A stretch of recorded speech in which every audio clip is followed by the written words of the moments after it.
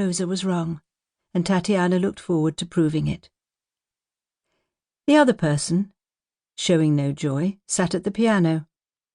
Unlike Rosa, who had assumed her Russian name for professional reasons, Larissa Markova was Russian by birth, as was Tatiana. Like Tatiana, she was a mannequin at the fashion house Javier, employed for her stunning looks and her ability to make clients desperate for the clothes she modelled. Larissa was also a classically trained pianist, and though being a ballet school accompanist did not dig deeply into her skills, she needed the extra income. She pursed her lips each time the word marquise was mentioned. In Larissa's opinion, aristocratic titles should be extinguished. She and Tatiana had never hit it off. Larissa's family had been Muscovite tradespeople, whereas Tatiana was the daughter of the late Prince Regan Vytenis, entitled to call herself Princess Tatiana, which she made a point of doing when Larissa was nearby. "Madame, la Marquise de Sainte-Vierge," Tatiana said with a chuckle, ensuring Larissa heard. "Imagine embroidering that on one's pillow slips." She flung her arms around Gérard, feeling him flinch at the contact of her rapidly cooling body.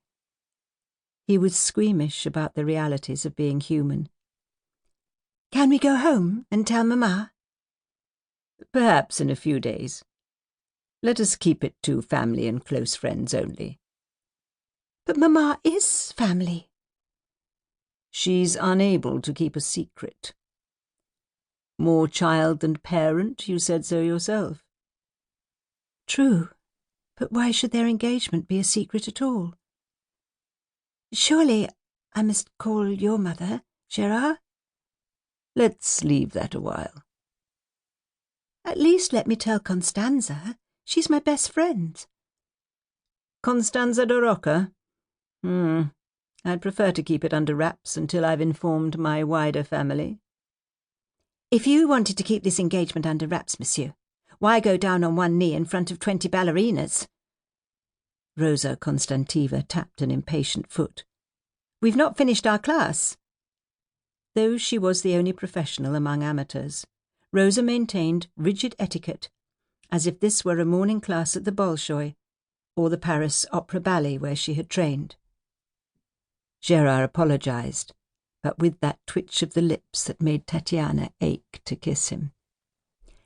"Go and get a coffee on the square," she suggested. "I'll join you shortly." After he'd gone, class concluded, finishing on a deep curtsy. Rosa made a reverence of the arms in reply and acknowledged Larissa, who played a flighty arpeggio to sign off. "Au revoir, mes filles." Rosa waved her pupils to the door. "Go and cover up. Tatiana, a word." "I'm so sorry, Rosa," Tatiana burst out when they were alone. "I had no idea." She gazed lovingly at her ring. "By its very definition, this won't happen again."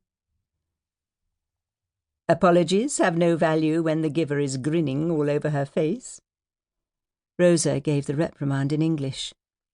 She'd been born in London, and because Tatiana was determined to improve her languages, often spoke English to her.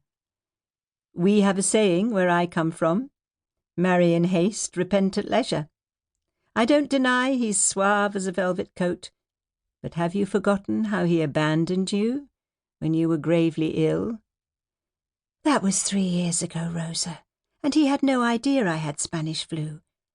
He thought I'd collapsed because I'd been under-eating and staying up too late. He's apologized since, truly he has.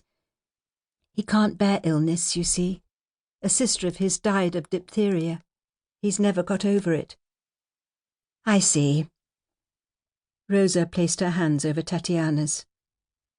"Speaking of siblings, a little bird tells me that his brother is also in love with you." Tatiana dashed a damp strand of hair from her brow. "Armand? He's besotted with all the Maison Javier mannequins. Ask Larissa."